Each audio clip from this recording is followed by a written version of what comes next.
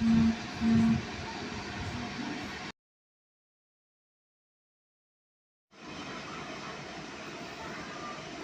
நம்மளோட ரெசிபி என்னன்னு பார்த்தீங்கன்னா ஹெல்த்தி சேலட்.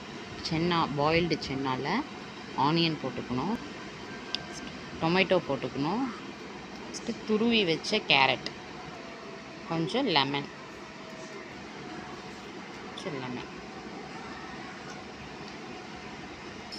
சால்ட் உங்களுக்கு எவ்வளோ வேணுமோ டேஸ்ட்டுக்கு ஏற்ற மாதிரி சால்ட்டு போட்டுக்கோங்க. ஃபஸ்ட்டு நல்லா மிக்ஸ் பண்ணிக்கோங்க.